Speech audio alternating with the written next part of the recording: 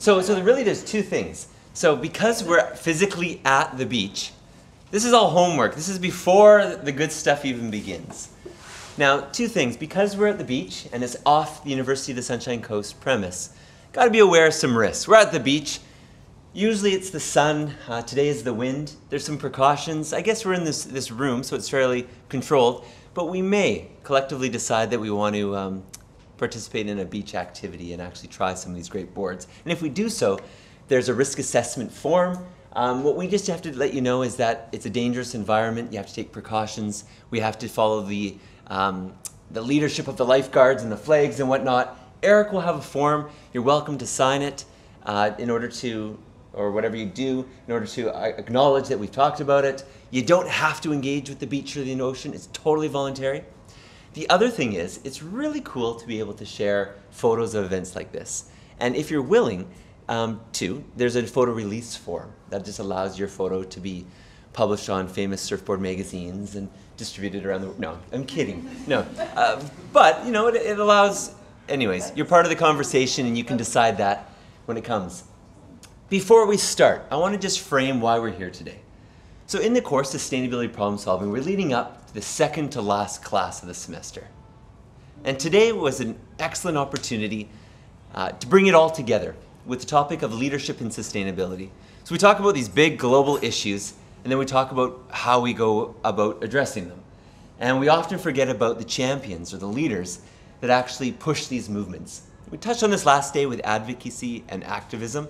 And today we're going to move into an industry that's extremely important, not only on the Sunshine Coast, but in Australia and globally. And it's an industry that's gone through many different evolutions.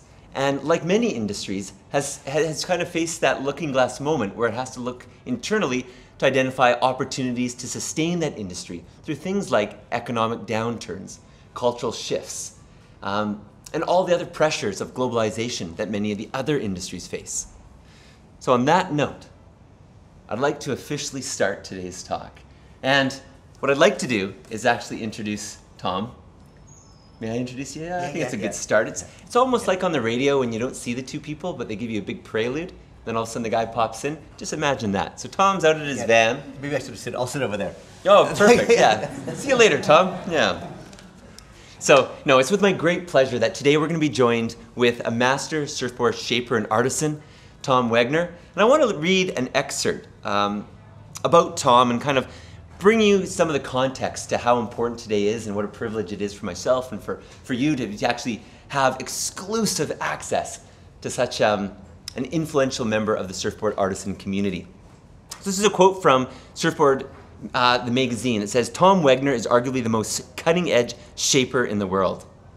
And in particular, he started the Alaya revolution. Many of the boards we see here, the finless boards, are Alayas, in 2005. And for that effort, he was named the Surfboard Shaper of the Year in 2009. Tom was a key inspiration for the wood board movement, which is something we're going to focus on today, on that movement away from EPS foam and the glassing into a sustainable wood product. And in the early days, Tom was the first manufacturer to actually produce wood boards at a business type scale. There was other people making them, but actually to start to produce them in his factory in Karoi. And in 2011, Tom was awarded the Sunshine Coast Smart Business Award for his environmentally friendly factory. And for many, environmentally friendly and surfboard factory is often an oxymoron. They don't seem to fit, but Tom's made this fit. And he's been recognized for his efforts. Now in 2013, Tom took a break from making surfboards to join us at the University of the Sunshine Coast to write a PhD on the sustainability of the surfboard industry. Now what many of us sometimes don't know is that Tom actually is a barred lawyer from California. So he spent a lot of time in school getting his education and then moving into the surfboard industry and then has come back full circle to academia. And through that PhD thesis, Tom's actually produced a book, Surfboard Artisans for the Love, which is available here today and what we're going to base today's discussion on. And there's a box of books if anyone's interested to take one home with you. And on that note, I would like to ask you to join me to help welcome Master Shapeboard Artisan Tom Wegener! Pleasure to see you, Tom. Thank you, Tristan. What an intro. You know, there's one quote from surfers that really rings true today, and that is, "It's always offshore in the bar." Yeah, well, I guess today is symptomatic of a lot of surf days. I'll just turn to face you a bit. I guess it's you know, the weather today is you know, we get that. We just get it, yeah. You know, it's one of the few days that it's not even good for bellyboarding out there because the side current is so much. But oh well, you know. But we got it in here. This is absolutely great. You know, surfers can always flow. They say that in Vietnam, the Southern California surfers were incredible because they could, in any situation, they could quickly adapt. That's what surfers do. Because every time you go surfing, you're adapting to a new environment because the ocean's different all the time. Mm-hmm. And as we're going to adapt today, we're in a great room. Roger's providing some film and audio so we can share this with others. It's a good space, and actually this space is symbolic. We didn't just choose it randomly.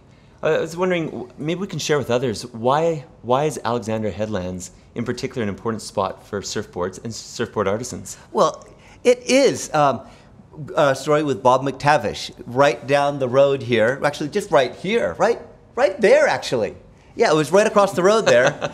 And they would surf Alexandria Headland, where the shortboard revolution truly started. And the shortboard revolution is this new way of approaching surfing where you want to turn a lot more into the pocket. Instead of flowing with the waves, the Australians wanted to really aggressively ride up and down on the wave. You know, go vertical up, come down, go back in the whitewash, really pull into the tube, really aggressively ride the wave instead of more or less flowing with the wave.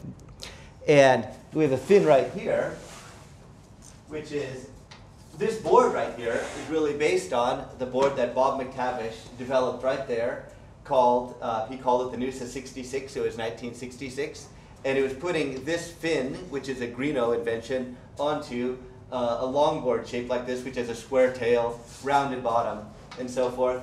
And that started the whole evolution in surfing. It really took surfing from one place to another place, and it happened right here. So it's very significant right here. I would have to say it's one of the most significant places for surfing in the world. Wow. So not too many years ago, when this was less developed, we could picture, you know, artisans, surfers coming down, innovating their new products, testing them on the beach, kind of that movement. And that's exactly what it was. And now, of course, McTavish is still productive today. Oh yeah, he's one of the happiest, jovial little people in the world. I shouldn't say little; that's terrible. He's 5 feet tall, but he's a very articulate, thinking artisan who's constantly improving his craft as well. So what I wanted to do today was to kind of take us back to the beginning, so that everyone can start on the same foundation. And really, that's your beginning. And in your book, in the first chapter, you walk us through. Well, actually, you start with a beautiful day at Tea Tree, walking through the boards, and then you come back to discussing how you became interested in surfboards, surfboard artisan, surfboard shaping. So I wondering if you could just share with us that maybe a moment where you realized that surfboard shaping was something you loved, and it was something that you would do for the rest of your life. Well, oddly, when I was young, I grew up in a wealthy neighborhood, and we just weren't expected to be a surfboard shaper, though there was a few of them around, and about 12 of us in my grade alone were shaping surfboards in our garages and things. But it was kind of a profession that wasn't looked at by our wealthy parents as something that you could do for a living. It wasn't looked upon like that.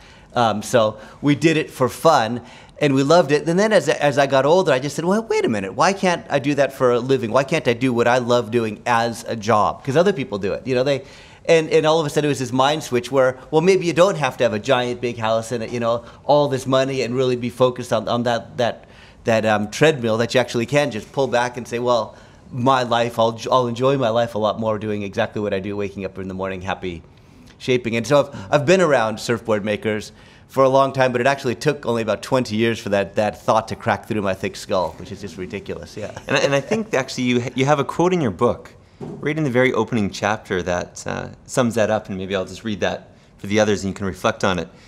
It says here, now this is in response to that downturn in the surfboard, the global financial crisis and the downturn in the industry in 2010, but you say here, quote, making surfboards gets into your blood. And once infected by it, it is difficult to do anything else as an occupation. There's something special about it which brings a sincere feeling of satisfaction, end quote. That's it. At the end of the day, you have something, you produce something, and there it is. And you're giving it to somebody, and you see the stoke on their faces when you give them this particular product. And compare that with being a lawyer, where you essentially never produce anything that puts a smile on anybody's face. Nobody, there's no happiness. You go into the courtroom, nobody's happy. The judge isn't happy, the bailiff's not happy, your client's not happy, nobody's ever happy. So that was a real opener for me, yeah. To feel that, just to think, I don't want to, yeah. So early days, you're in your parents' garage, your parents are introducing you to HAP and some influential people. Your brother John, too, he got the surfboard bug and has continued to be a prolific surfboard shaper in California. Now, in your book, one of the key messages is to describe what is a surfboard artisan.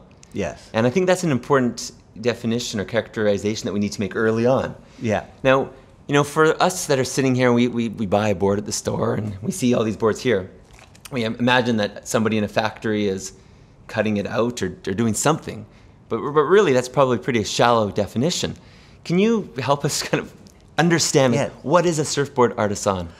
It's an artisan is somebody that creates something with their hands, with the knowledge, with the main tool is your knowledge of the subject, and then you make the thing with your hands, and it has a value. And the problem for the artisan is, what is the actual value of the thing you've made? Because if it's totally original, it may be very influential, may have no influence whatsoever, and so you try to work off what the value is.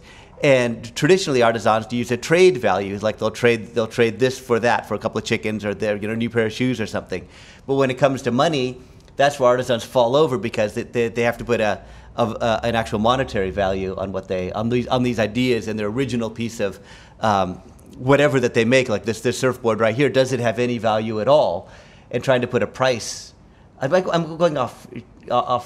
No, keep going. Yeah. So okay. So that's the hard thing about being an artisan and making original pieces with your hands, is actually getting the price, because nobody really knows what the actual price is.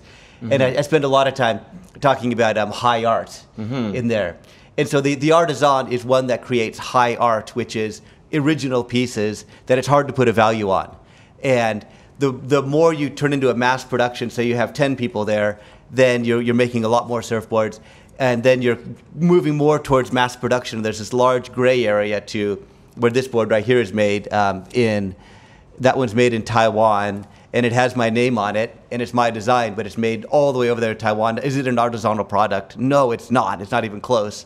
But as you go further and further towards mass production, then you're not an artisan anymore. It's not an artisanal product.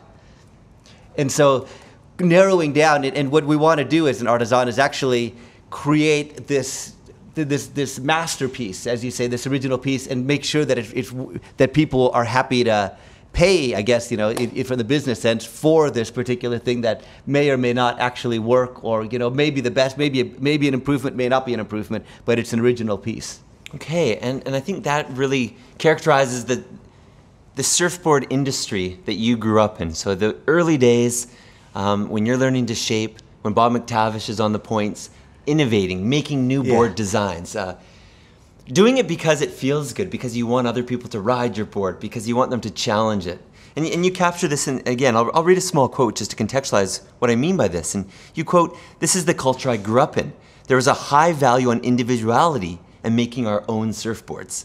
It was about trying the next thing. There are many hundreds of surfboard makers, and the barriers of entry into the industry were almost non-existent. The idea of searching for something new and different in surfboard design was ingrained in us and part of our identity. It created a special culture, and I believe that this culture is exactly why surfboards are still made by small manufacturers in Australia and all over the world today." End quote. Gee, that's a good quote. Nice. You have no idea. It's a completely weird thing to have actually that read to me. Like, that's like, wow. And the reason I wanted to read that quote is I want to start today by talking about what was there, what really captured your interest in surfboard shaping, and it's this idea of innovation, pushing the limits. Yeah. And those were the early days, and we don't want to give it away yet, because that's the theme within the book, is how important it is still today. But I want to start back to when you were having barbecues with Donald Takayama Yeah. and your mentors. We were always looking for that next thing. We were trying to hang 10 better, to go faster, to hit the lip better, to pull inside the tube better. And the boards that we were on, we always felt that they were insufficient. That you would ride a board one time and be frustrated and go, man, it just wasn't quite there. And we did all these different things, and so there was this innovative process. And there's days on the beach where you'd have all the different shapers there, and it was like the Super Bowl. Like everybody wanted to surf so well for their shaper, and it was just a complete. It was a cultural experience. It was like cult-like. We're so focused on it, and we come back to the money aspect because there was no money at all in there. There was just nothing. It was just pure fun and pure stoke, pure building what we thought was going to be great and important. And what the satisfaction that you got was when you shaped a surfboard for somebody and it worked really good, or you did something for the shaper and you did something better than everybody else. And then so a surfboard took a little nudge this way, and so all the surfboards kind of took on that development. Like with Takayama at that time, there was tri-fin longboards. So originally there was one fin, and then they went to 3 fins, but the 3 fins were the same size. And then Donald Takayama said, let's make the side fin small and the center fin bigger. So that's where I came into his team, and we were constantly surfing these boards and figuring out exactly where they should be placed and the different sizes of the fins, where they should be, because that was completely open territory. And Donald Takayama's fin setup was absolutely the dominant fin setup for about 20 years. There's none of them here, but that was incredible. What came out of that? This tiny little niche, but we felt so good about that. We felt so important that we had actually done a service to surfing. Absolutely, and you mentioned in the book how at that time it was longboarding, the longboard culture, and it was that entry point, and that you actually prefer and choose to surf longboards. So at that time, that was pre-thruster, pre-shortboard on the mass scale. Well, the shortboards were pretty massive. They were? Okay. Can you maybe talk about that evolution that you referenced in your book, the shortboard revolution? Yeah. It's the shortboard revolution was when the boards went from longer boards to shortboards, and it was actually more of a change of attitude within surfing. Okay. And it really took that individualistic style of every surfboard and just threw it into overdrive, where all the surfboards and the longboarders and the shortboards we're all on the same parallel trip. We were all doing the same thing, and the shortboard culture was massive over there, and the longboard culture was very, very small and over here. But we were on similar wavelengths. The shortboard shapers were doing the same thing. Al Merrick was developing his boards. You had Simon Anderson, the Gold Coast, created the thruster, and then before that, Mark Richards with the twin fins. And so there's been this trajectory where there's always been these little micro cultures within the big culture. Okay, so let's get on the economics of this. So it sounds great. We could all go and shape surfboards, and people were doing it. It sounds almost like an idealistic lifestyle. I think I'd prefer it to working at the university, is that constant, working with friends and pushing the limits, new innovations, surfing it, going back to the shop. But then there comes the question on how do you sustain an industry economically? And we have surfboard shops on the Sunshine Coast. There's 2 of them across the street. Yeah. And you mentioned in the book this idea, again, I can read it from the book just because your words are better. Quote, they're the best words. The shortboard revolution and its abundance of high art had also given fertile ground for the business savvy to capitalize on the culture by selling it as clothing for enormous profit. Quicksilver, Billabong, and Rip Curl realized a combined annual income exceeding $10 billion through the 1990s. This had a divide between those who create culture through high art and receive small monetary rewards, and those who were able to monetize the culture through imitation and reproduction to make enormous profits. The feelings of resentment that I had when I met the Quicksilver rep making lots of money from surf culture has been shared by many of the surfboard artisans I've come to know. It seemed to me that somehow the commercial side of surfing was a, quote, sellout, end quote. But I was yet to form a true understanding of that concept, end quote. Yeah. Can you maybe speak to just that aspect of surfing, the mass production, mass scale, overseas production of replica boards? Yeah. Yeah, because, we collectively, you know, several hundred people around the world are putting their heart and soul, but several thousand people around the world, putting their heart and soul into creating the next design. And then when somebody takes that design, mass produces it in a big factory in China, and they come in and the boards are cheaper, and they look just like your surfboard, except they come in from overseas, and you get frustrated. But that happens with surfboards, but it probably happens more with the clothing at that time, because you had back then you still had your small clothing manufacturers as well, the local brands here, there, and everywhere, and the Billabongs, Rip Curls, and Billabong, Rip Curl, Quicksilver came in, and they just completely dominated the surfing world for years, and it was hard on a lot of the people. It just all of a sudden the surfboard shapers and the industry that was really cool and vibrant and soulful. Those are really cliche words, but it's true. All of a sudden was displaced by the big money, and a handful of people, you know, kind of elevated up into that giant money where it was incredible. Like the guys were making millions and millions and millions of dollars, where the rest of us kind of staggered along and said, well, wait a minute, we created this. And that was a bit a feeling of resentment with the mass production and the taking of what you created, putting it on a T-shirt, and seeing somebody walking down the street with it saying, well, wait a minute, even a couple of times I would see myself on T-shirts.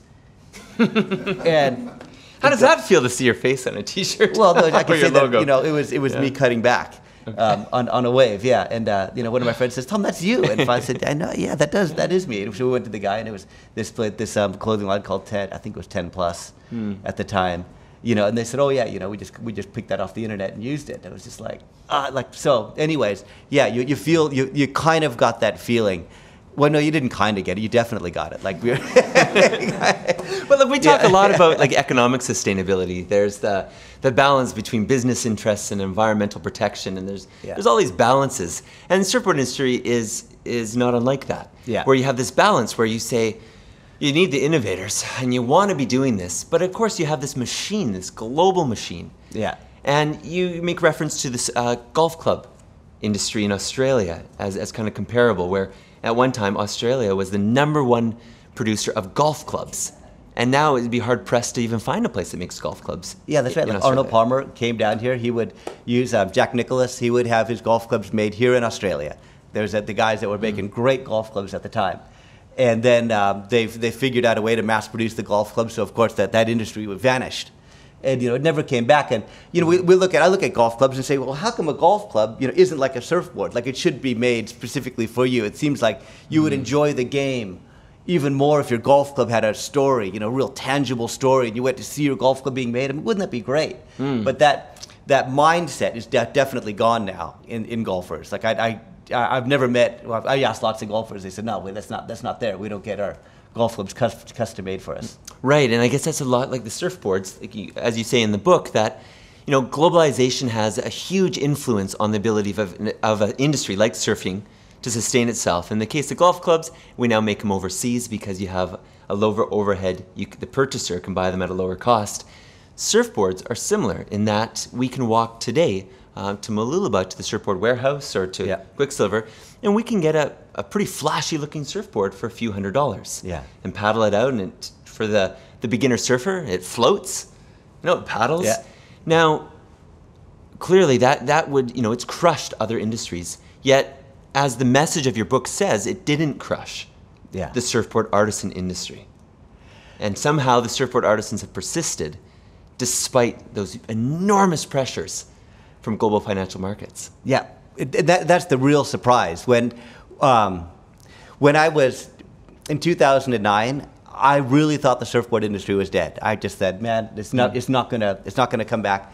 And so I had developed all these different surfboards, like this one, and was making them, but there's not a lot of buyers that could actually surf one of these boards. It's a very difficult board to surf. Good fun, but for those that don't know this is all part of what I guess you describe as it's the Alaya revolution. The Alaya revolution. Yeah. And in doing so maybe we should back up a little bit. So let's just frame this. So now we have. You grew up in California. You learned to shape surfboards, while you're studying law, and actually you're practicing law, you're working at your dad's business, or his firm, you make a movie called Siesta Solis. And you go with some friends, some other great surfers, and you take a Ford Bronco and you drive down to Mexico and surf some great waves. And you film this. And it just happens that you're able to tour this in Australia. And you end up in Maroochydore Cotton Tree area. What is this now, 18 years ago? Yeah, 1999. Okay, 1999.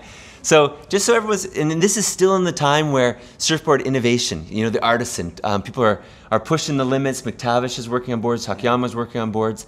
It's kind of, you're moving into the era where they're making them overseas, but it's still, there's room for this innovation. Yeah. Australia is a fertile ground. The Sunshine Coast is a fertile ground Yeah. for surfboard artisan.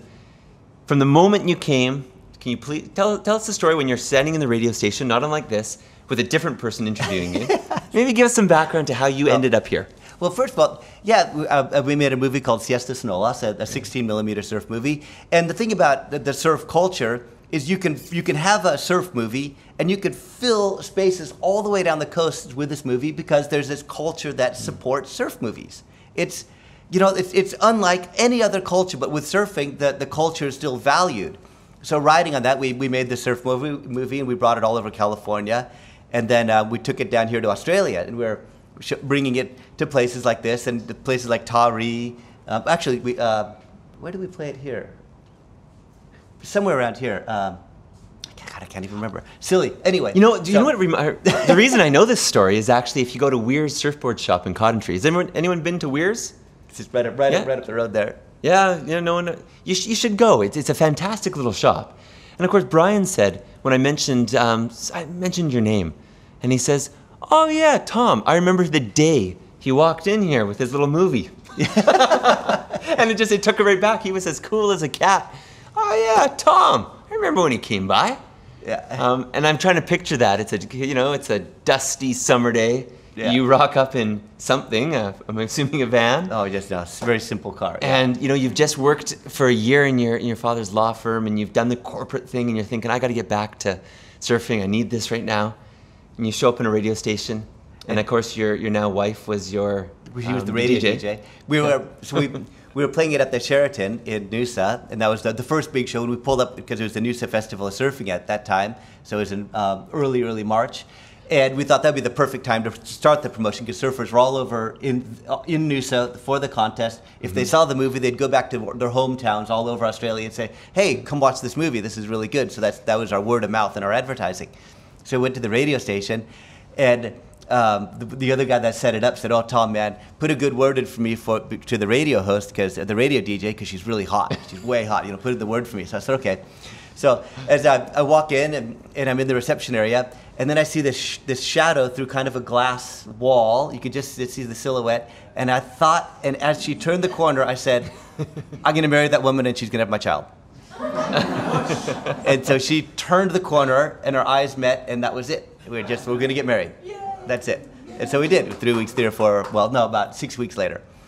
I think in the book, it's a few weeks, and you end up finding yourself on the beaches at Broken Head. Yeah. So we went down to Broken. We just called up my parents, and I finished the movie tour to Newcastle. Then came back, and my parents came over, and we got married.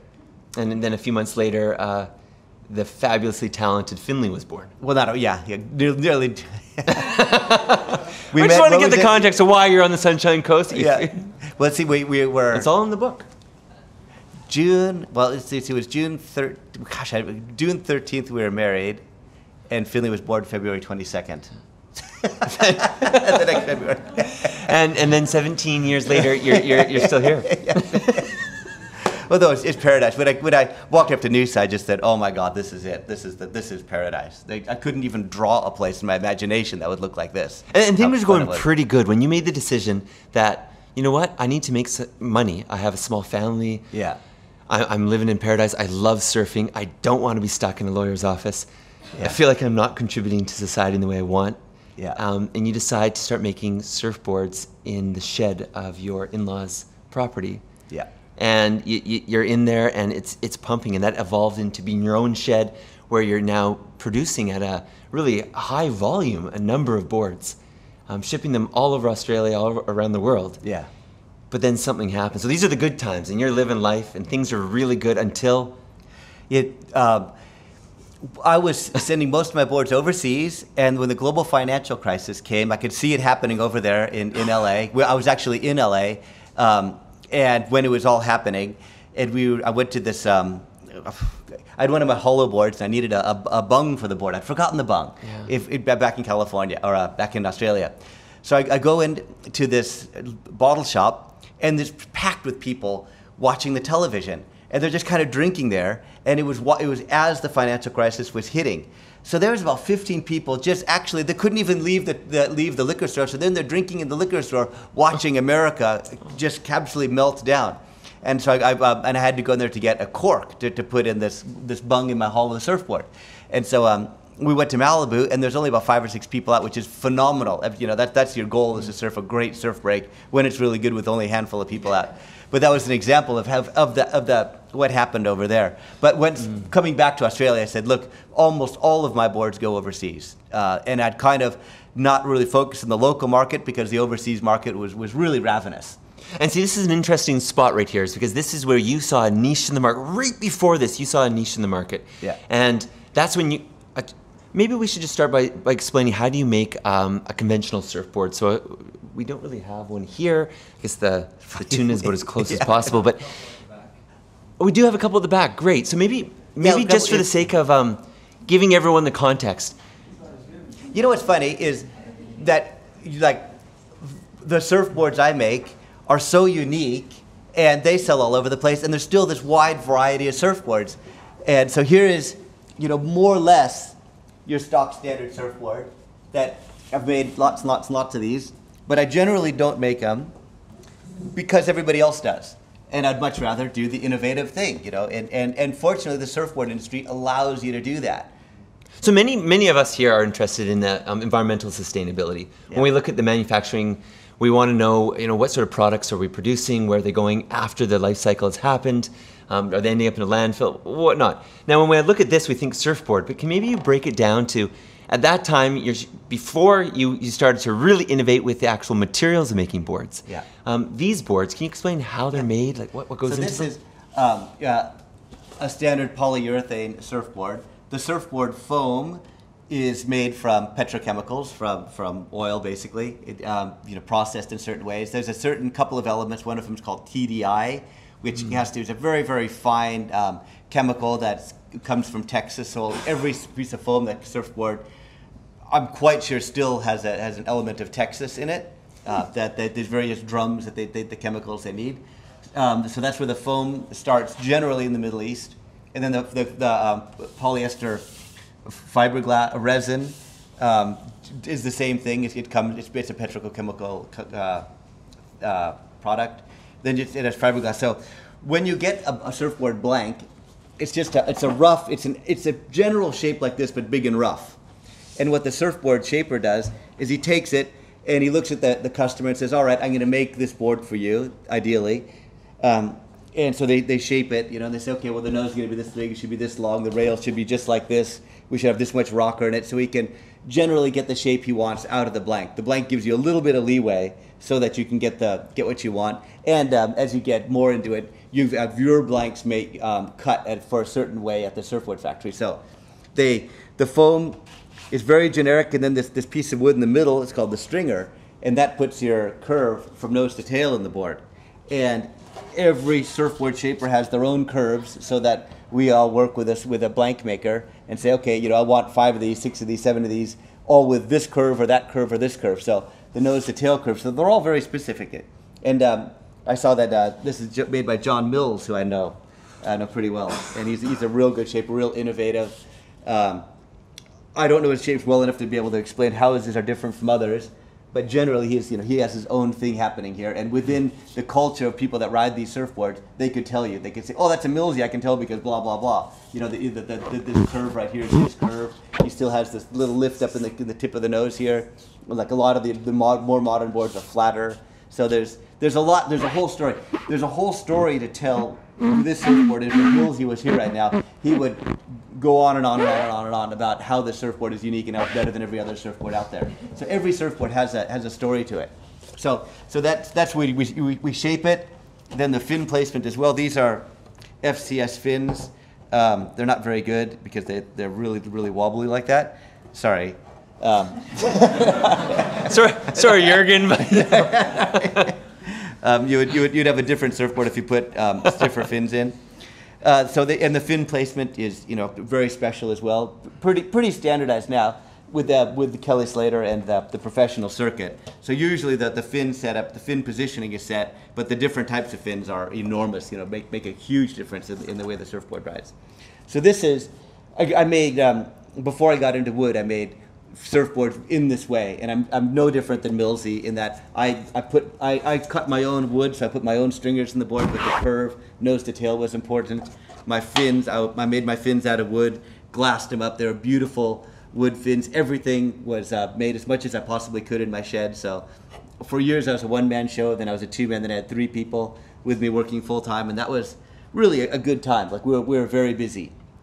But with this, we're working at my house in my shed, and it is very toxic. And the more boards you make, the more resin smells, the more acetones, the more paints, the more the whole place just starts to stink. When you polish the board, the polishing compounds are not real nice either. They have their own special stench. And man, you have a lot of waste. I would fill up 2 wheelie bins every week. I'd fill up 2 complete wheelie bins full of waste, and that really dragged and weighed heavy on me. And so I had this wood that I was using in the middle of the boards here for my longboards. And with my longboards, the style of board I wanted to make was called a nose rider, which is a very specific sort of 1960s style surfboard, and they have a little bit of a wider tail. Where all the blanks in Australia were more of a performance longboard, so the tails were narrower. And in order to get the shape that I wanted, I needed to add an inch to the width of the surfboard.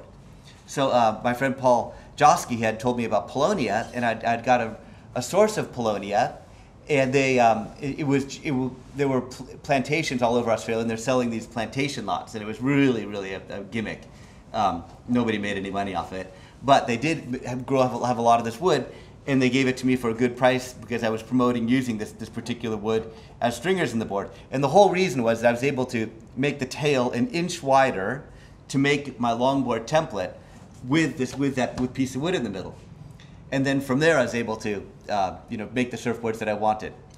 But from that I was using this wood, and I'd realized that when fresh water got onto it, it would absorb fresh water, but it wouldn't absorb salt water. Yeah, I think you actually put blocks. So you take this Polonia, plantation-grown timber, you put a block in fresh water, you put a block in salt water, and you're thinking to the balsa, which is the wood that you were previously, what was kind of the market status, right? Yeah. And in that case, salt water absorbs salt water. Like a sponge, yeah. So it's heavy. And all of a sudden, Polonia. Now, you mentioned in your book there's that critical moment, and I know we've discussed it before, but that critical moment where you go to put your son to bed at night, and he says, "Dad, your breath smells like resin." And you just clicked and said, I can't do this. This is killing me, killing my family. Yeah. So that was the big moment when my employees and all that, and my son said, "Dad, your breath smells like resin." My daughter is 1 year old. I just don't want to have them next to a surfboard factory. And then the economy was booming back then, 2001, 2002, 2003. And the style of surfboard I was making actually really led itself into a hollow wood surfboard, into a wood surfboard. So I thought, well, I've discovered this Polonia. This stuff's unbelievable. There's lots of it out there. There's plantations all over the place with Polonia in it growing. If I put this together, I can make a really great surfboard. Which you do. And you start to make a lot of them, over 300. I think in a single kind of go in that one series, the Planktons, you made over 300 of those boards. And you actually, it was so good and it was so innovative that I think it says in your book that you took out a full-page spread in, was it Longboard? Yeah. Was it Pacific, what's the magazine called? Pacific Longboard. Well, it was the first thing I did, is because I wanted to stake my claim. Right, so you're staking your claim in a market. So this is a market that it's becoming kind of saturated with surfboards. Yeah. You're starting to say, okay, I want to make a go at this. I got to make an economic go at this, as an innovative go at it. I'm going to use Polonia. Not many people are doing this. In fact, very few are doing this, and those that are doing it 1 or 2 boards. No one's doing it at a business commercial style scale. Yeah. So you do. Yeah. And you take out this ad, you stake your claim, and it goes international. Yeah, we just got so many orders right off the bat. It started plugging. It helped that we were in the movie Sprouts, and we were in the movie Lines from a Poem, and then a lot of movies in press and the Surfer's Journal and stuff. But yeah, it just kept going, and we really rocked for for nearly a decade. Well, no, for 8 years we were very busy making boards like this out of hollow wood boards out of Polonia. So on this board, so this is a full Polonia board, it's hollow. And actually, on this note, I also invite questions throughout. We'll actually set time for questions, but if you have a question based on a line of conversation, feel free to jump in. Why only one fin? There's a certain feeling with riding single fins. There's a lot more freedom. With the tri-fin, you get more thrust out of a turn, so you go faster out of your turn. But if you're not turning, then you slow down. It's like driving a Porsche if you're not a great driver. You're kind of hitting the brakes and kind of jolting. Where the single fin, it just is smooth. You come out of a turn and you're going, the speed doesn't wash off. And your set radius, your turning radius is not preset either. You can do a long turn or you can do a very short turn. Where with the tri-fin, you're kind of always working the same trajectory in your turn. And that's, in a way, that's been a criticism of modern professional surfing, is because the turns are all very similar because the boards are designed to do a certain radius arc, and they really do at just that arc they get the most projection, where so everybody kind of surfs the same. We're not saying that all the generally the fin setup. So the single fin, it's for those of us that are 50 years old or older, remember the 70s when single fin surfing was really beautiful, and when it changed from single fins to tri fins. It didn't make it better, it just made it different. Mm-hmm. So this board here, so it's full Polonia. Now you do it in a particular way. It's a hollow wood board. It almost, you liken it to an airplane wing. Yeah. Where it has a structure inside. And maybe you can describe just really briefly, just for those that are interested in actually how this is put together, how it's put together. What I found is I needed to make a sheet, like a plywood sheet of Polonia. And I found that I could actually cut them really thin, glue them edgewise, and make a wide plywood sheet.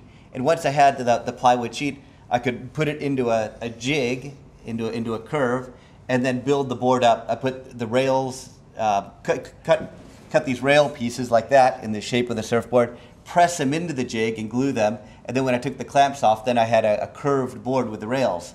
And then I'd take it into another jig and run a router on a cradle and up and down the top of it so that it would be a smooth transition on the deck of the board. And then inside the board I would put stringers and ribs going that way. And I had invented a system that I could do it pretty quickly. I could change the boards a little bit, but with that system, each board wasn't like making a puzzle over again. I could have employees, and we could do it and do it quickly, pretty quickly. I mean, we could make up to 3 boards a week, which was. And these are high-end boards, and they're selling. You're selling them. Yeah. People in the U.S. are picking them up because they want this new board. It surfs, and not only is it a wooden board which looks great and it feels great, but it surfs really well. Yeah, there's a certain magic. And you've said that over and over again. It doesn't matter. Well, it matters. The materials that are going in. But at the end of the day, the most important thing is that the board surfs really, really well. Yeah, yeah. And if we can get that in that combination, you're winning. Now. With the wood boards, again, for those of you that are interested, go on Gumtree, because there's an amazing wooden board that somebody had up in, I think, in their living room as an art piece, and it's now in the market. Hard to find these things. Global financial crisis happens. These boards become extremely difficult to sell because your production costs are high and the market is low. And you take a trip to the Bishop Museum in Hawaii, and you start getting interested in new innovation, seeking other avenues in the market to continue to produce surfboards in an economically viable and interesting way. And this is the Elia Revolution. Yeah. And maybe I should, do you want me to read a little segment here to start us off? Yeah. Okay, so the Elia Revolution, and for those that don't know, the Elia are the boards in front of us. They're a board without a fin. Some would argue that that's not, there's different names for it, but essentially it's a board without a fin. But say, quote, in 2008, the Elia movement started catching on. This was an exciting time. I was making boards for the world's most respected surfers, And one very famous surfer who had caught the Alea bug was David Rostovich, or Rasta. He had surfed my boards for a movie segment in Africa and wanted to ride the boards in Hawaii. 3 months before the Hawaiian big wave season, I made him a board. But 2 days before he was going to leave, I felt the need to make him the latest design. I had the design elements in my mind and imagined how the board would surf. It was shorter, thinner, and had a deeper concave than previous boards. I made the board in one night and delivered it on the day he was leaving. Dave was flabbergasted by how well the board surfed in Hawaii, and a new wave of photos ignited the imagination of the surfing press, end quote. Can you tell us about that exciting time? You've got the world's best. You've got Rostovich, and you've got Tom Carroll, and you've got Tom Curran. Tom Curran and Brian, Machado? Yeah, the Rob Machado. Rob Machado. You've got the world's best surfers all of a sudden going, wow, we want your boards. We want what you're making. Yeah, what is that like? It's so good. Like, you have your few moments in the sun where you're meeting your absolute heroes. And we were down at Noosa one time, and I was with Tom Carroll and Tom Curran, and we spent a whole evening together talking surfboard and talking design. And Tom Curran, who doesn't talk a lot, but he goes, yeah, I really love wood surfboards. They're just a pain in the ass, You got to get a ding in my balsa board, and then I can't ride it for a few weeks, and I've got to repair it. And so he bought an LA. I traded him a board for a board, which is really nice. And so then he was surfing them. So yeah, it was just that time, and probably never do that again. But it was great. And it was nice because it was all green as well. Like the whole thing was taking a green a green surfboard, but also looking back at the ancient Hawaiians and realizing that they were actually much more advanced at surfing than we ever imagined. And this is the board that David Rostovich took to Hawaii. So this is the actual board that he took. And there's a part in Mark Akalupo's book where Mark Akalupo was watching David Rostovich. And so in the afternoons, David would surf Rocky Point, and Mark Akalupo would go down there, and he'd bring his chair, and he'd bring a six-pack of beer, and he just would watch in just complete amazement. And then after the 2 weeks, there'd be a whole crew of guys and girls that would sit down there, and they'd just watch Rasta ride this board.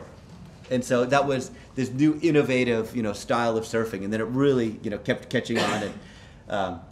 And I was more concerned that the whole movement would stall and die. So I made a DVD on how to make your own alaya, and wrote articles and told everybody, this is what you do. This is how to make a good one. Because if people had made a bad one, the difference between a bad one and a good one is substantial. Like it's like you can't ride. They're hard to ride a good one. So if riding a bad one's impossible. And you talk about that innovation of going to the Bishop's Museum in Hawaii, looking at these incredible alayas, and then saying, I want to make these, and all the different versions that you had to go and test, and some worked, some didn't, and the constant innovation to get to the stage where you found an alaya that rode really well, one that was marketable. The best surfers in the world are using them. And that actually leads us to an exciting time, because not only did you find an innovation within surfboard making that took off, there was a new market for it. It sustained the factory, it got it pumping again. Well, it got my factory pumping, and a lot of people, like you said, it got the Polonia people all excited. There was actually a use for this wood, and people were buying it. Yes? What were they using it for? You said that there was a lot of plantations everywhere. What were they using They didn't use it for anything, and most of the plantations were bulldozed. And the wood is actually worthless. If you had a log right there, nobody would buy it. Because the milling it process is so hard that the surfboard were the first people to pick up and use the wood. It was called the money tree. And you look at the wood, people would say, yeah, this is a great wood. I'll buy that money tree. I'll buy 100 of those trees over here. But then they planted the trees so close together that they never really got to the size they need to be milled. And people lost their investments like crazy. And so there's very few successful Polonia plantations. However, there is one, and the Alea blanks that these are floated it. And I was talking to the owner and the main salesman, and they said, yeah, that by far the most of our wood goes out for surfboard makers now. Wow, incredible. So not only is it a great design for the surfboard industry, but the Polonia owners and manufacturers, and even I guess you'd call them woodsmen or the artisans themselves, you've generated a new industry for them. But there's something else actually that links into what we discuss both in this class and just is general interest, which is cultures around the world have been surfing. we sometimes think of surfing as belonging to California or to Australia, but really that's not the case. It's that there's ancient surfing cultures, and one of them being Hawaii. Yeah. And you and your brother John, who's still in California, actually had an interesting experience where you kind of went, wow, what we're doing with our interest in the Alaya has also reinvigorated interest amongst Hawaiians themselves. And do you want me to read a quote here again? Yeah, sure. Yeah, That's- okay. It's kind of fun For the surfers in the room, this is a real big experience. So, okay, so I'll just set the scene here that you created such a wave of interest in ancient Hawaii from around the world that the Hawaiians themselves were really interested. And they published an article in Hanaho? Yeah. Hanaho about the Alaya Revolution, and it focused on John and his making the Alayas in California. And he was actually invited to Hawaii to a big event where they're going to be a big surfing event. Yeah. And it says here, quote, in 2009, John got an email from Brian Keolana. Keolana, son of the renowned Buffalo. Yeah. Buffalo. Okay, Waterman, Buffalo Kelowna, who founded Buffalo's big board classic surf competition held each winter since 1977. They'd added an Alaya division. And Kelowna Yeah. wrote, and they were inviting shapers to contribute boards, come to Makaha, and teach kids how to make Alayas. Did John want to participate? And he did. But the pressure was on. Quote, going to Hawaii from California involved with a Hawaiian tradition like the Alaya, he says. It's a little bit nerve-wracking. It didn't help that the Big Board Classic is considered the most Hawaiian of all surf contests. Nevertheless, he shipped the boards and followed them 3 weeks later, arriving in Makaha the day before the competition. Quote, I get to the beach, end quote, John says, quote, and there were these Hawaiian guys ripping on the boards. They were killing it, like they'd been riding Alaya their whole freaking lives. But what happened after the contest left an even deeper impression. Buffalo, who has a reputation as a standoffish figure, approached John and presented him with an ipu, a gourd that's given out as a trophy in the contest, then thanked him and embraced him. For John, the experience was a rare confirmation and approbation, a high watermark in his career as a shaper. John says, I've been in Hawaii and surfed there as so many people do. But like a lot of locals say, people come and take and take. But to go to Hawaii and give something, it felt really good because it was so pure. There was this recognition of a great past, and I could feel their pride in what they were doing. It was amazing to be part of it. I'll never have an experience on that grand scale again, end quote. That's such a, it was such a, like that was so much emotion in such a funny time because Buffalo Keolana is the absolute godfather of Hawaii. And for all of us Californians and a lot of Australians who go to Hawaii, you know, you're walking on eggshells the whole time. Like it's very serious situation when you're young. As you get older, nobody really cares anymore. But as a teenager in your 20s, it's heavy going to Hawaii and surfing. And so I originally got the email from Brian. And so I said, John, you know, you're going to do this? You know, and I said, you know, be sure to get paid, but, you know, maybe it'd be worth it if they don't, because generally Hawaiians don't pay for anything like this. And then, so we kind of bantered back a little bit, you know, and then he sent an email to Brian Keolana, but he attached all the old emails. And I just went, oh, because somewhere along the line I'd said, I'll only go if Buffalo washes my feet or something stupid like that. So we,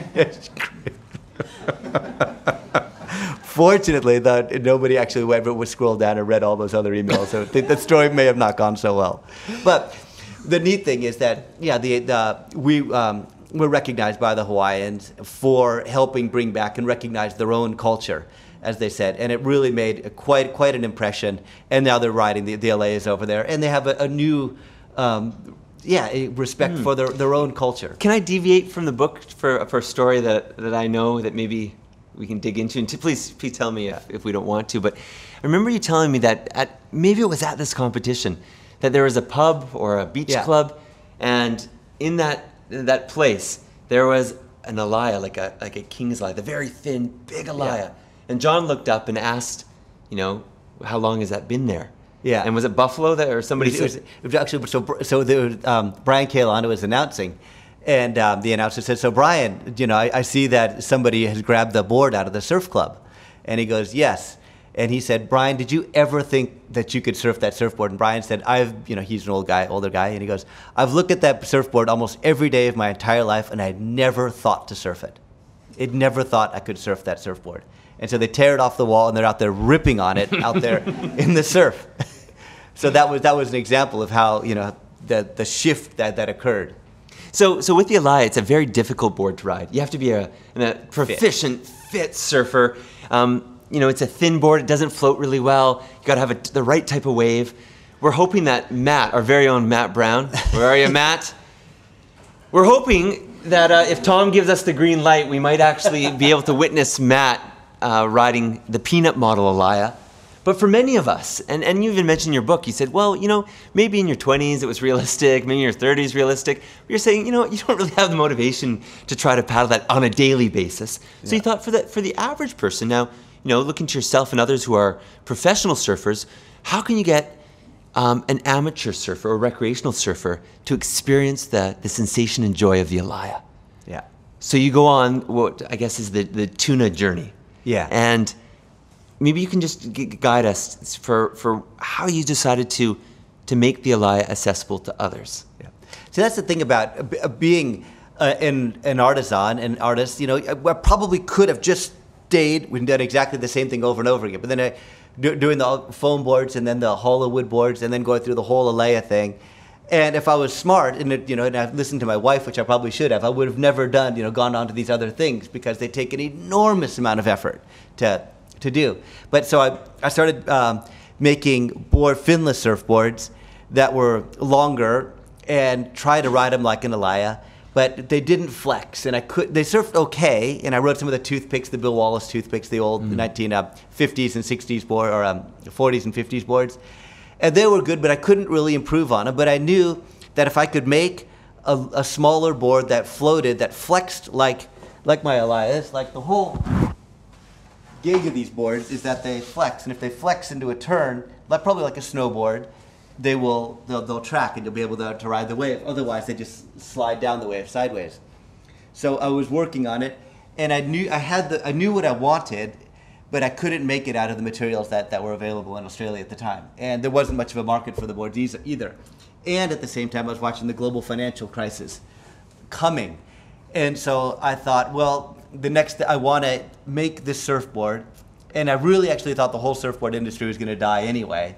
That it was really, really on its hind legs, and so I went to Global Surf Industries and said, I have an idea. Will you help me create this surfboard so that other people can enjoy the same thing that I feel when I'm riding my Alaya surfboards? Because this way of surfing, this whole genre of surfing, it's already died once. In ancient Hawaii, they were riding Alayas for at least 1,000 years. And that whole line of surfing had completely died once before. Me and my friends had got it started again with a Plony. It was great. But then it was just like, there's more to this. Like the story could end here, or we can make a board that's user-friendly, that anybody can surf. And so I made the decision to do that. So I went to Global Surf Industries, I knew the boards would be made overseas, but I thought, well, I still want to do this. I want to make surfboards. They'll go all over the world. My Alayas are only here in Australia now that the Australian dollar was up to $1.10. My overseas, the whole global financial crisis was just a very dark cloud that really stopped surfboard innovation and culture for quite a few years. So I went ahead and I designed, this was the first one. So it's based on David's Alaya there. And they surf good, and then the next one came out a few months later, which is the soft version, the albacore. And this board has sold thousands and thousands and thousands. AKA the fun machine. The fun machine, yeah. Like it flexes the same. It has the same outline. The rail is more of a boogie board rail that I'd been working on for a long time. They're really, really, really fun surfboards. What I like about them is I see people riding the thrusters in big crowds, especially going through Europe. There's 1,000 people out there. They're running each other over. And there's always people injured on the beach, fins and so forth. And I just thought, man, this surfboard actually rides as good as those boards. Different, but not worse, not better, but really good. And why aren't people riding these things and running over each other? and having and being really safe. But now it's not just the innovation, because this is a huge deviation. So you're working in your own factory. You're producing boards out of your own factory. You're using wood. You're recognized, Surfboard Shaper of the Year for your use of wood. You deviate, I guess, from that model of making them in your factory with this opportunity to partner with an international company, a corporation, to mass produce surfboards. Yeah. And as I quoted earlier in the book, when you were frustrated when Billabong, Quicksilver, we always forget the other one. Billabong, Quicksilver, Rip Curl. Rip Curl. Really co-opted surf culture and started to sell it and make big profits. And now you're working with corporations, and you actually took some heavy criticism from some people. Yeah. In particular, let's see, it was in the Sydney Morning Herald. Nothing like waking up and opening the newspaper and seeing a spread on yourself that says, and this is by a fellow surfboard artisan. Here, should I just read this? Yeah, go ahead. Yes. Okay, let's see. Pretty long. No, I'll just summarize it here. It's from Derek Hind. It says here, okay. So this is just showing a taste of criticism from within the surfboard industry and artisans of marketing or licensing a design for mass production. Quote, Hind now suggests that is that the one on skating? Yes, there it is. Quote, Hind now suggests that fins on boards may have been a distraction all along. He also believes, quote, we could be seeing the birth of a whole new sport, end quote, referring to the finless Elias-style board. But he is scathing about those he regards as having commercialized the finless movement, particularly Tom Wegener, who late last year licensed his design for a fiberglass Elias-style board, this one here, the Tuna, to Global Surf Industries, which manufactures them in a factory in Thailand. Quote, Tom has killed Bambi, end quote. Hind told Liquid Salt Surf magazine recently, quote, he has sold out to the crass mass, end quote.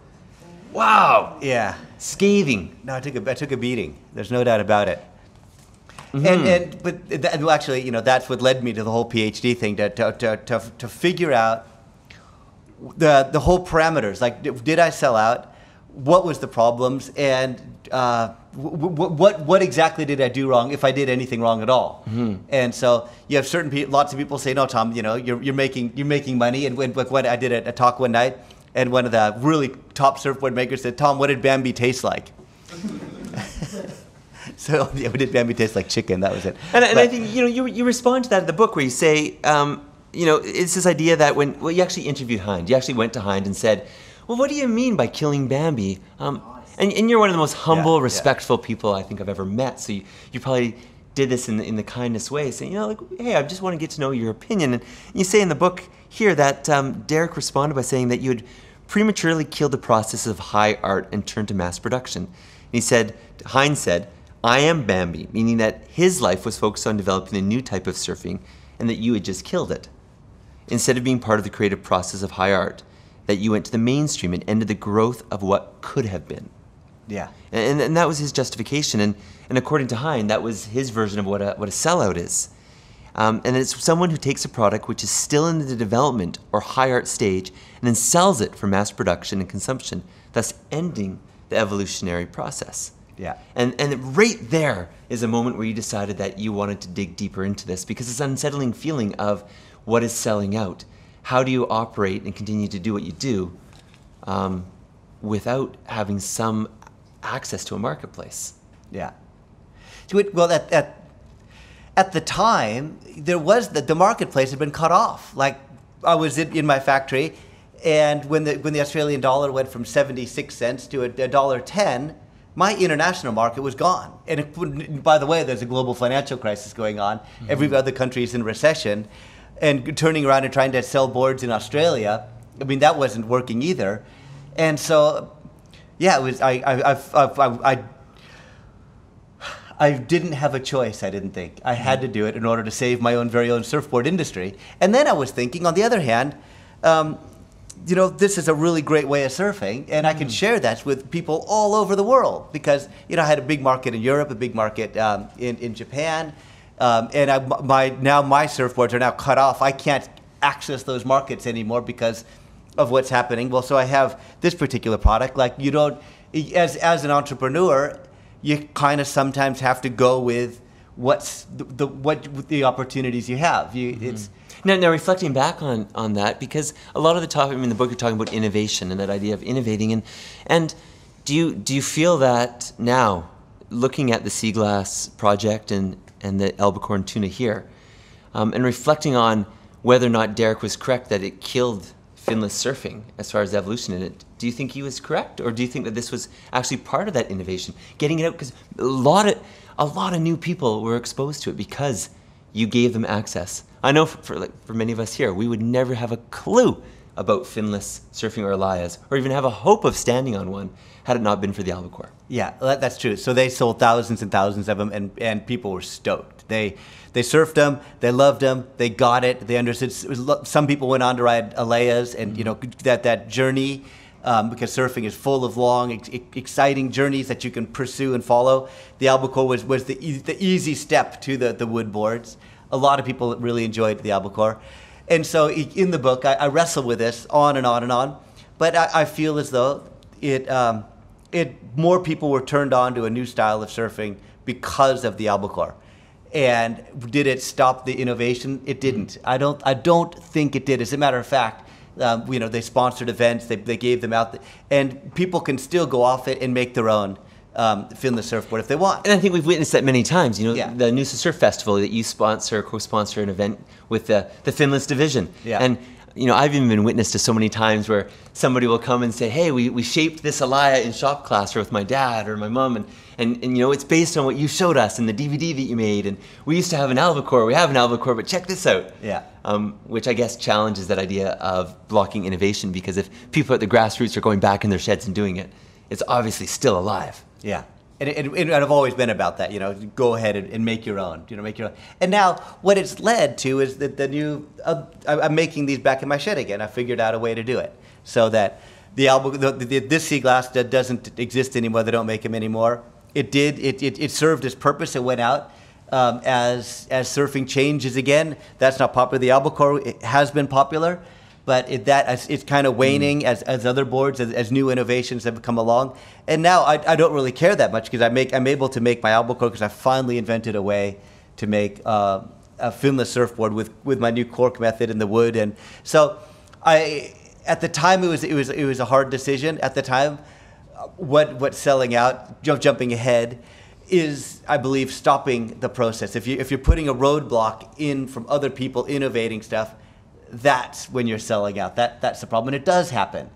But if you're putting a good product out there and it's good design and people are enjoying it, and they can go off and make their own, but you're not stopping somebody else. For example, other times you'll have a maiden manufacturer and they'll say, they'll get a patent out and say, okay, you can't make that. None of you can make that anymore. That's ours. That's this process. We're funneling everybody into our product here. Mm-hmm. Anyways, that's. No, and I think that's a critical point in the journey, in the journey of today's conversation. And what I want to do is I want to lead this actually to why you continue to do this. There's two actually things I want to lead into. One is why you continue to make surfboards and what drives that passion, and the other is from that the product and the accessibility that you give people. So I guess to break that down is that some people make surfboards for professional surfers. And others make surfboards for everyone to enjoy, to chase the feeling, to chase the stoke of being out in the environment, sharing with friends. You describe in your book, your favorite is to take down multiple boards, take down a picnic, get friends together, try them out, just enjoy an amazing day. And that leads to a couple of the boards that are here. And from that process, you also are influenced by other cultures. You talk in the book about the British, or I guess it's the British, Australian, Japanese bellyboarding culture, or prone surfing, which is also finless surfing. Yeah. You also talk about traveling to Papua New Guinea, where you had the opportunity to meet some surfboard artisans there that have always used wood and continue to use wood, and you were just absolutely taken aback by the amazing talent about not only making boards, but the surfers. Yeah.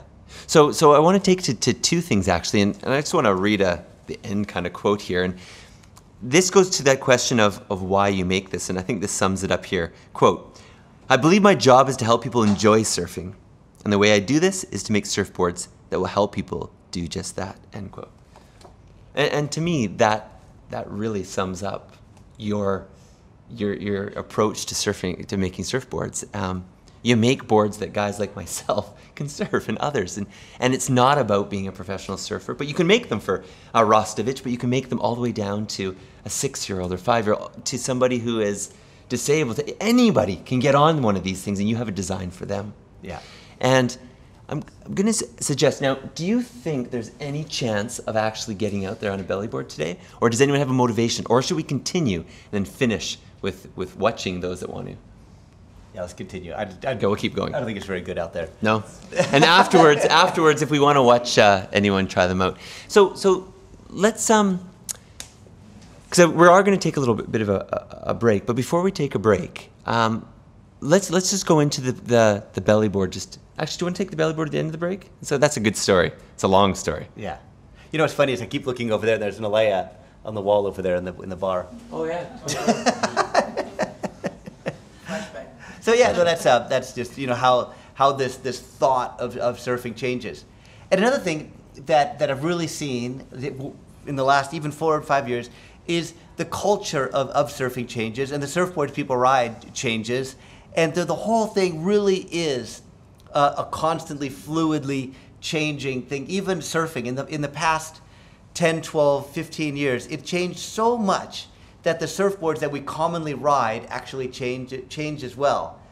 It's absolutely phenomenal, and so as I think as being when you the form of the class today as environmental leaders in making sustainable products, sustainability is a fluid thing, and that's what's really struck me as we've been talking, is you constantly are changing tack and doing this, and responding to what the needs are out there.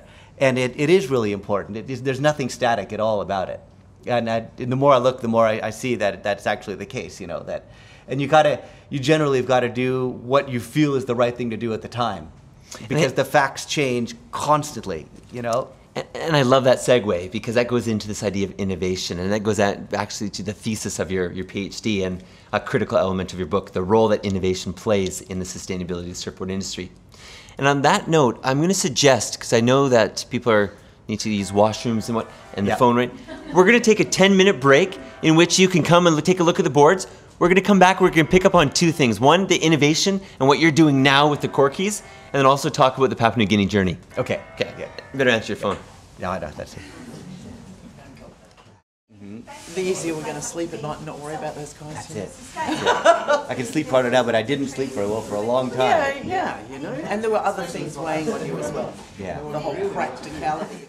I was thinking that it'd be really cool to jump right into the present. So let's take us on this journey. We've gone through a journey of innovation, and the reason we wanted to get that foundation at the beginning is that it was innovation that inspired you and many others to actually get involved in surfboard shaping and artisan. Yeah. And it was that innovation that brought you to Australia. It was that innovation that allowed you to find alternatives within a difficult economic market.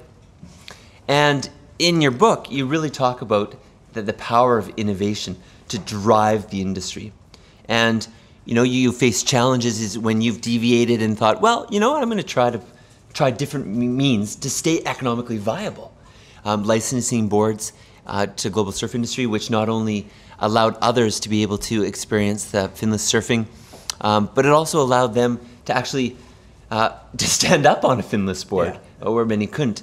But to the chagrin of some who thought that was killing innovation. And it's this theme of innovation that runs through the whole book. And I would probably argue that your thesis is about innovation, about how the artisan drives innovation.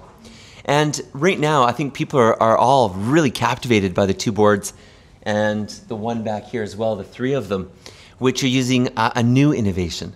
And you've labeled it on your blog, the Corky. Yeah. And maybe we start there. And maybe you can tell us what led you to the Corky and why is it so good? Yeah.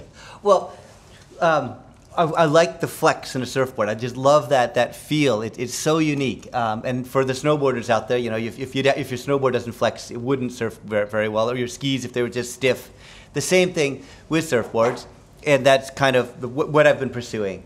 And so, innovation. So, with this one, how this is a fun process. But how do you make a surfboard that flexes but doesn't crack, doesn't buckle? And with a surfboard, you generally have a hard surface on one side and a hard surface on the other. And when it bends, you get a crease in it. And I tried so many different ways to make a board that would flex, but have the right flex, and then not break, and then not crease. And I went through quite a few different things. One of them was I was putting fabric on one side. Other times I was glassing just one side with pieces of wood. Tried all sorts of different things. You've seen my graveyard of boards. It's costly. Every time I look at it, I just shudder. But so then finally, I decided, well, if I put the wood on the bottom, then the wood will flex, and then it's probably better to have, if you have the wood on the top, then the bottom flexes and it stretches, and so that will, you have to have a stretchy material to take the bend, or else it'll crack or break. But then I thought, well, if I put the wood on the top of the board will compress into itself. And I was going round and round, what would compress into itself? And then cork. Cork, we can push cork, compress it, and then it doesn't stretch very well, but it definitely compresses. So finally, I found that if I put wood on the bottom, cork on the deck, and then a certain amount of wood stringers, not all the way to the top of the board, but through along the bottom of the board, this board will flex and give you this kind of shock absorber right across the wave. And it is really pleasant to surf. And then with the finless boards, I can get the same flex as my albacore there, and even get a better flex, because with the wood on the bottom, and then it compresses, the cork compresses in itself. And then like this one, like this one. This has EPS foam in the middle, and it'll flex. It bounces out of turns, but it floats really well. So you can, on this one, you still couldn't really stand on it, but you can kick out the back and float and catch a really big wave on this board, and it goes just ridiculously fast. And plus, I'm still using wood. I love my wood, and so I can still use half the board is shaping wood. And then cork, it is actually wood itself, and it is tricky to shape, but it's really nice as well. It's a great way to make them. And then I've always, being a surfboard artisan, I often say that through the book, you're doing it for the good of society. Like, it's weird, but it's true. You feel as though you're actually doing a service to people. You want people to enjoy surfing, and I consider my job is to help people make their own boards in their own sheds. That's always been, like, making my movies and writing all the articles on how to make Aleas and how to make the wood boards. That's my job and where I get my value from. And making the cork board is a way that anybody can make one of these things in their garage or in their house. The wood, you just seal it with linseed oil and vinegar and gum turpentine. The cork is not toxic, and you seal it with this water-based varnish that I found that's incredible. That it flexes as well. It stretches. It never really completely dries. It always flexes like a rubber band on it. So it's a very thin layer of that. So I think that these will become popular, and I'm hoping that they'll become popular, that people will be making them in their garages again, and then that fires the whole innovative process. Like, all of a sudden, that's what's going to be next. So at the end of the day, the best part of the Corky is that it surfs really, really well. Yeah, and you felt it the other day. It's amazing. Yeah, yeah. I've taken, had my friends ride this board, and I just say, just don't do anything. Don't try to rip. Just stand on it, ride across the wave, and kick out, and tell me what you think. Get up, keep your feet together. yeah, that's it. And so that is the new innovation. And what I fear in my experience is the best thing as a surfboard maker can do is turn people on to getting them making their own boards. Because once they make their own boards, they realize how hard it is, and they're happy to come and actually pay you what it's actually worth to do. Like, how many people have glassed their own surfboard out there? Yeah, Roger, how's glassing surfboards in your own garage? Yeah, it's not a very pleasurable experience. Yeah, it's hard. So, but anyway. So if you could describe, I've been able to surf both of these boards with you, but I'm curious, if you could describe to those out there that are going, I wonder what is so good about that. Can you describe, in a few words, what it feels like to paddle out on one of the corkies and you see a beautiful set wave at tea tree coming in and you turn and you paddle onto it? How does that feel and how is it distinct from any other board you've ever ridden? Well, the wood surface, with the Aleas, I found that it's a super slick surface and it's much faster, so you don't have drag. And it's like skis. I was talking to a guy that if at the beginning of the season he has to wax the bottom of his skis or else they're slower. Well, the same thing with surfboards. The surface tension will slow a surfboard down, but all surfboards are the same, so nobody really thinks about it because they're all the same. But once you ride an oiled board, then you go, oh, okay, there is a difference. So you're watching the wave come, and with one of these boards, you turn and you just easily stroke onto the wave. And then if you're going to go right, well, you go left first, and you put the board into a turn, and you bounce out of it, and the board will kind of slingshot you as the board goes to the bottom of the wave, flexes, and then comes out of the flex. It throws you forward. And that little bit of a feel is just superb. It's just a simple thing that really adds to surfing. It's just, and for me, it's exciting because it's new and it's fresh. And we're always chasing the next thing, the next feeling in surfing that makes it just that little bit better. And what's nice about surfing is it just seems to keep happening. Doesn't it? Like, it's just the innovations go and go and go and go. And I guess, if people start to surf the corky and they realize that, wow, this is a different feel. This is, it feels great. And as you surf more of them, you'll start to innovate them more. And you get this process of innovation, which in many instances self-fuels itself. In that you get the boards out there. I was looking at your blog and you had some great surfers. You have, JJ Starr and some others who are, prolific on their finless boards, surfing the corkies and loving it, doing things that they hadn't done before, going faster through sections and really enjoying surfing a different feel than they're used to, which is exactly what you did with the Alaya Revolution, is you brought a board back from an ancient culture, in this case, the Hawaiian culture, and you said, well, this is an amazing board. You put it in the hands of people that are surfing. They feel it. They start to move it into all different directions. One of the directions being, the full Alaya ridden on some of the biggest waves with some of the best surfers in the world, all the way down to belly boards, which is ridden by everybody. Yeah. But one of those patterns of innovation is actually, that you talk about in your book, is when you went to Papua New Guinea.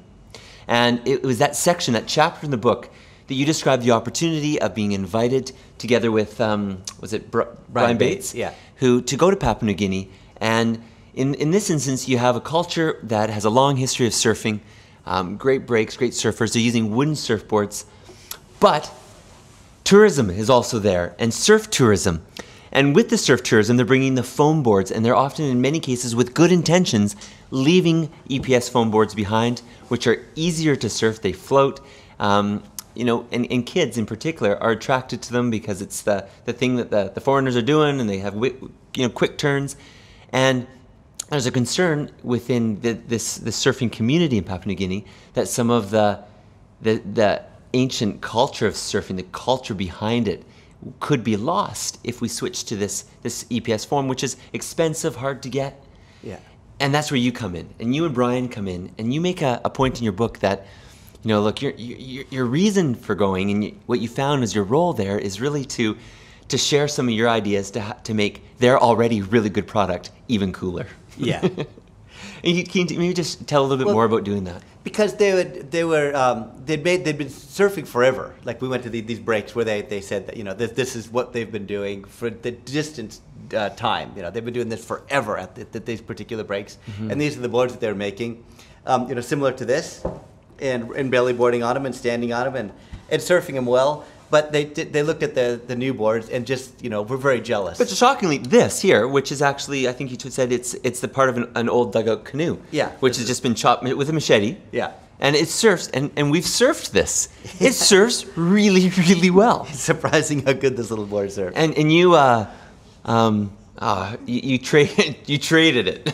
Yeah. Well, yeah, for this one, I traded one of those little belly boards. Okay, what we were shooting for, and we'll tell that story after. Yeah. Was to reignite the stoke that they have with using their own tools, because the Papua New Guineans are very, very good with tools. They build their own houses. They build everything with their knives, their machetes. Mm. and to make their surfboards. But what we felt is that they are, well, they seemed to feel that they didn't want to bring their own surfboards down when there's a couple of the foam surfboards down because they felt that was inferior. And so we were just cheerleaders, just saying, no, these are the boards that we ride. We love making boards out of wood. If you guys make boards out of wood, one, you don't have to wait for somebody else to donate a surfboard for you. And that was the big thing, the kind of humiliating thing, was waiting for somebody to donate a surfboard, give them a surfboard for free. Because they could never pay for, there's not really a lot of currency in these areas where they could buy a surfboard.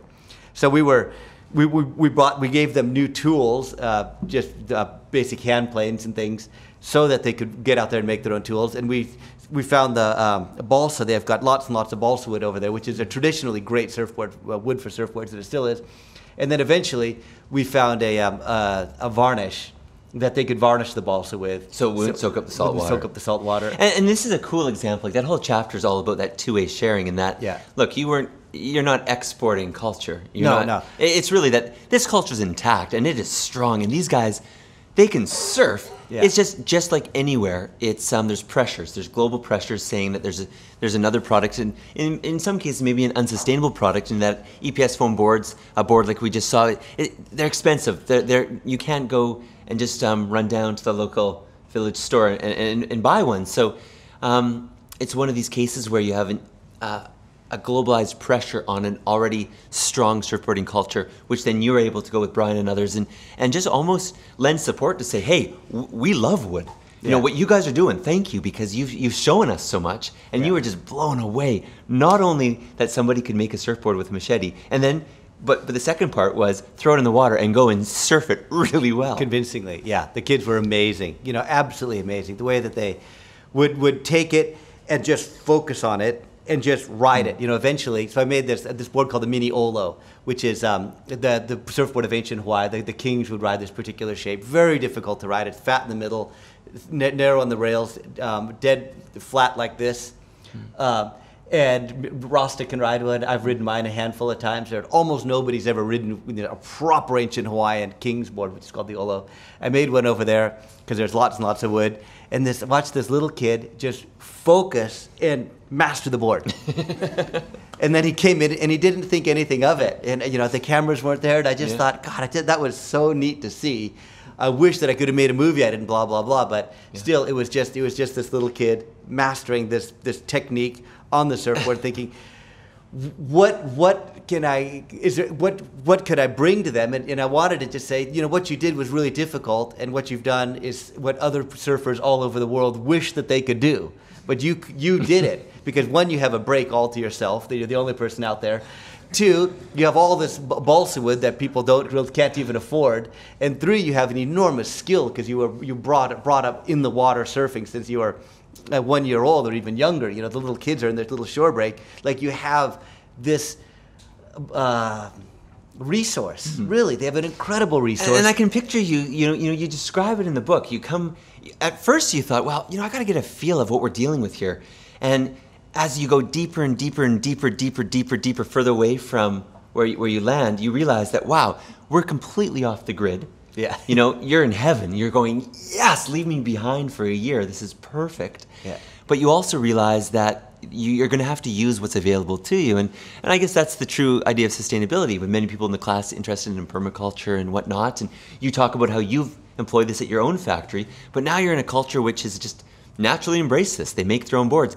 And I think the moment that you describe when you actually acquire this board, I think is poignant, in that there's a young Papua New Guinean surfer who has this surfboard, and he quite likes it, and he's doing some good waves. And you have the Wegener version, which is Polonia, and it's sanded nicely, and it's thin, and it's smooth. And this one is looking like a roughly cut side of a canoe. And you suggest to him that maybe we should trade. Yeah. and somebody with authority goes to the little boy and says, yes, trade with Tom Wegener, trade with him. And the little boy's face was, oh, no, I don't. There wasn't Stoke at all. No Stoke. This little kid walks over with his board and he goes, And it was too late, so I said, "Oh, you know." So he you're gonna walked get away that with one. a surfy, and you walked away with his really good surfboard. And I just thought to myself, and I just said, okay, it's been a success. This week has been great. So this kid went out there, he shaped his own board, you know, out of an old beat-up canoe. They're all over the place because they still make canoes and use dugout canoes there. They still do that. And so, and he'd made it, you know, we tried to instill this value on, you know, your own creation, and this is your board and so forth, you know, then I took it. And that leads to, hey, would you like to ask a question? Because it goes with what happened, you know, with you were asking earlier about these wooden boards, especially with these Elias. They're made out of wood. Do you want to ask Tom? If you whisper it, I can repeat it.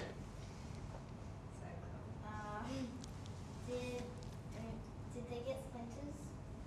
That's such a good question. Like, does Rasta get splinters in his feet when he's surfing? No, the Polonia doesn't really have splinters. You almost never get a splinter. It's kind of funny like that. Okay. Other woods you do, and actually it's a very, very good question because the redwood boards, they do give splinters, and especially out of boards made out of sequoia, which are what the boards were made out of in the 20s and so forth. And they really had to watch it because when the boards flexed, those boards were stiff, and if they did make one that was too thin and it did flex, you would get, where the grain is, where you've got the ring would separate and you would have a razor's edge there, and it would cut you severely. So that was one of the real downsides. So that when balsa came along and fiberglass came along, that was another reason they just took those boards and just threw them aside and said, oh, you know, never gonna have to worry about that. So yes, I guess that's why we see some wood boards glassed over top. It's just that the wood's, it's a good question. So the Polonia, not only have you found a board that likes salt water, but it's also friendly on the body. Yeah, it doesn't splinter. And you know, maybe that's a good segue because in Papua New Guinea, they're surfing stand up, they're surfing prone. And I guess that's another thing that you talk about in the book, that surfing prone is still surfing and people are still getting the stoke. And what we were hoping to do today is for everyone to go chase the stoke by getting in the water. And we're going to have to just postpone that until the ocean comes back, which it will. But, you know, one of the most accessible boards that you describe in your book is the belly board or the surfy. And that takes us from the journey of Papua New Guinea to a few other cultures that you've had the pleasure of working with. One is in Japan with the taco and also with the UK belly boards. And then you describe in Australia, when at one time in Australia, this was all the rage. You'd go to Bondi Beach and there'd be many people surfing prone on belly boards. Yeah, it's what happened in ancient Hawaii and in Papua New Guinea and so forth. People were standing on surfboards, but they were, when the English explorers or the Europeans saw them, you know, they were impressed, as Captain Cook would write, but they didn't see themselves doing it. The ocean was still a place of danger. They couldn't really swim. Swimming wasn't high on the agenda. After World War I, World War I, the guys were in the trenches and they were talking about what's the best thing in life, and surfing came up. So regular story, surfing is the best thing in life that you could do. So the very second you get out of these trenches, Get on your belly board. Get on your belly board, and surfing took off like wildfire through Europe. So why not with belly boards? Because belly boards are usually the best when you're in kind of waist deep water. It's a shore break, so your feet are still on the ground and you can actually launch off the shore. Yeah. You know, and I guess by looking out today, when you and I both looked at the weather and said, "Oh, I don't know if we're going to be able to paddle out," but you know what? That doesn't matter. We got belly boards. We got belly boards. Yeah. It's a perfect day. Like, actually, today's a pretty good day for England. Like, you know, and then there's been so many times that we've looked out and Coastal Watch or another surfboard reporting will say, terrible surf conditions, blowing out, zero swell, windy, and you know, you'll ring up and say, nah, beautiful day. This is perfect conditions for the surfy. Yeah. It was very popular, and it'll become popular again. Just looking at surfing and looking at the history of surfing, and these boards were extremely popular around the world, and they will come back again someday. So as a surfboard innovator, I'm always pushing these boards and just knowing that one day they'll become popular again because they are fun, basically. And that really goes back to that quote from the book where it describes why you do this, and it's to make surfing fun for a lot of people. Yeah. And the surfy is a keystone in your quiver of boards that makes it fun for everyone. And with that accessibility of that board, I guess it gets a lot of people into the ocean. You know, in previous years, you know, some people said that they lived on the ocean most of their life, but they don't really engage with the ocean. And we see that in other cultures. Yeah, yeah. But the surfy is an access point.